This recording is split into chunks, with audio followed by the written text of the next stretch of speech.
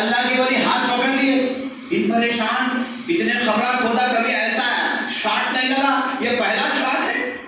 ہاتھ پکڑ لیا اللہ کے ولی، پکڑ کے بولتے یہ کیا ہے وہ بھی سنیے، یہ مت سمجھو کہ ہاتھ خالی لگ گیا تھا، پتھر کو ہٹائے تو ہاتھ لگ گیا تھا، بولنے کے بہت سارے بہانے پکڑوں کو، یہ بہاڑوں کو بہت سارے بہانے آتے ہیں، ارے ان کے بہانے ہمارے 1000 بہانے ان کو آتے ہوں گے، اس کا جواب 1,00,000 طریقے سے میں دیتا ہوں، 1,00,000 طریقے سے یہ ہمارے علماء دیتے ہیں۔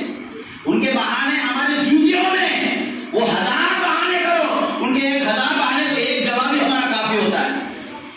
بولا ہوا نہیں، ایسا نہیں تھا، وہ پتھر ہٹائے تو ہاتھ میں کو یوں لگیا ہوگا، کیا فٹ بال، وہ والی بال نہیں، آپریشن تھیٹر میں ادھر سے جا کے ادھر ہاتھ گیا، کیا ہے ہو سکتا تھا نا، مگر نہیں، ہاتھ پکڑے اللہ کے ولی، پھر اپنی زبان سے بولتے ہیں، شرم نہیں آتی، ایک جنتی ہوتے ہوئے جنتی کا کفن چراتا ہے، اندر سے آواز بھی آئی اور پریشان، یا اللہ میں جنتی، یہ بھی جنتی تو ہے۔ اب وہ حضرت کو بولا، حضرت یہ تو بتائیے، ارے آپ تو جنتی ہے، دنیا بولتی ہے، مگر میں جنتی کیسا؟ تو اللہ کے ولی اندر سے بولتے ہیں، بات یہ ہے تو بڑا گنہگار تھا ہی، کفن چور ہے ہی، مگر تو نے میرے جنازے میں شرکت کیا، اللہ نے جتنے شرکت کیے سب کو معاف بھی کیا، جنت بھی عطا کیا۔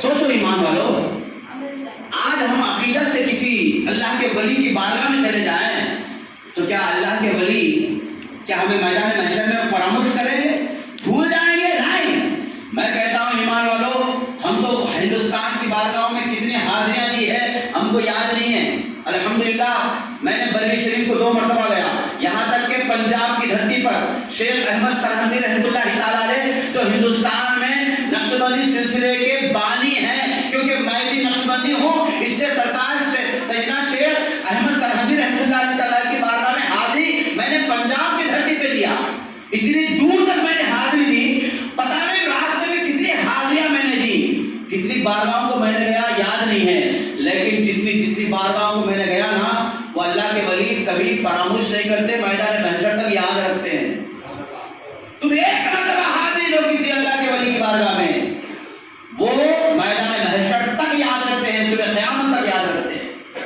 ہمارا ذہن چھوٹا ہے، آج ہم سمجھتے ہیں کہ مرکز مٹی میں مل گئے، نہیں، ارے اللہ کے ولی تو ایسے تصرف والے ہیں کہ ان کا تصرف اتنا بڑھ جاتا ہے، اتنا بڑھ جاتا ہے کہ زمین پر جتنا خیال نہیں ہوتا اپنے لوگوں کا، خبر میں جانے کے بعد اس سے کئی گنا اپنے چاہنے والوں کا خیال بڑھ جاتا ہے، اپنے چاہنے والوں کا خیال بڑھ جاتا ہے، اور اپنے چاہنے والوں کا پورا خیال کرتے ہوئے نظر آتے ہیں۔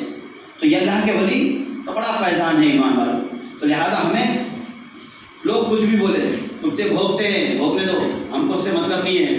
اللہ یہ مہینہ معین الدین کا چل رہا ہے، معین الدین آئے تو مسلمان، میں مسلمان ہے، لیکن تو ڈالڈا مسلمان، میں اصلی ہی مسلمان، کیونکہ معین الدین نے جو عقیدہ دیا اسی عقیدے پہ میں ہوں، اور تو نے اپنا ٹرک بدل دیا، تو چھوٹی لین میں چلا گیا، میں وہ بڑی لین میں معقول، تو نے اپنی پٹری بدل دی، اور الحمدللہ یہ غلام رضا کبھی ہم پٹری بدلنے والے نہیں، یہ تاج الشریعہ کا غلام مصطفیٰ رضا کا چاہنے والا کبھی پٹری بدلتا نہیں، بلکہ بدلنے والے جب ان کے ساتھ ہوتے ہیں تو یہ بھی ان کے ٹریک پہ آ جاتے ہیں۔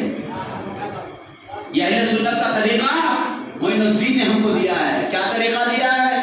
اللہ کے ولی کی بارگاہ میں چلہ کشی کرنا، زیارت کرنا، یہ آج کا طریقہ نہیں ہے، 20 سال پرانا طریقہ نہیں، 25 سال پرانا طریقہ نہیں، 100 سال پرانا طریقہ نہیں، بلکہ معین الدین رضی اللہ تعالیٰ کا 811واں عرس ہوا، بلکہ یہ 900 سال پرانا طریقہ ہے۔ معین الدین ہمیں عقیدہ دے رہے ہیں، اے میرے ہندوستان میں رہنے والوں، میں جو دین دیا ہوں اس دین پہ قائم رہو۔ وہ دین کیا ہے؟ اولیاء اکرام سے محبت کرنا۔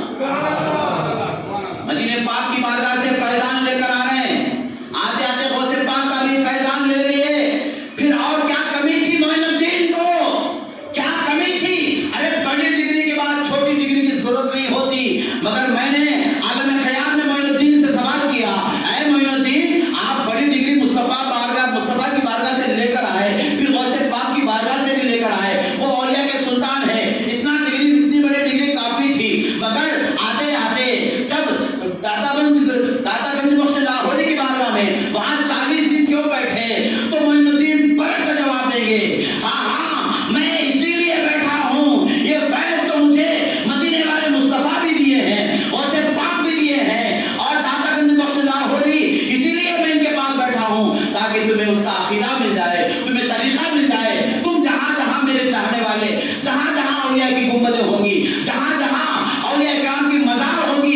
بھی وہاں سے فیض لینے والے بن جاؤ. یہ عقیدہ معین الدین ہمیں ہندوستان کے رہنے والے مسلمانوں کو دیتے ہوئے نظر آ رہے ہیں. یہ کوئی شرک کا کام نہیں کرتے معین الدین. ارے معین الدین تو شرک کو مٹانے کے لیے میرے مصطفیٰ نے ہندوستان میں ہمارے اور تمہارے لیے بھجوایا ہے, ہمارے لیے بھجوایا ہے. آپ بتائیے معین الدین کا جو عقیدہ ہے وہ مصطفیٰ کو بھی پسند ہے, غوث پاک کو بھی پسند ہے, اللہ کو بھی پسند ہے. تو معلوم یہ ہوا اولیاء کرام کی زیارت کرنا مصطفیٰ کو پسند, مصطفیٰ کے رب کو پسند. اس لیے کوئی شرک نہیں, ایمان اور ڈرنے کی بات نہیں ہے. ابھی مولانا حسام الدین صاحب نے کہا ایک فون مار دو انشاءاللہ غلام رضا حاضر ہو جائیں گے, پھر ان کو اندر نعرہ ڈھیلا کر دیں گے. کوئی جواب سوال ہی کر ہی نہیں سکتے وہ بندے.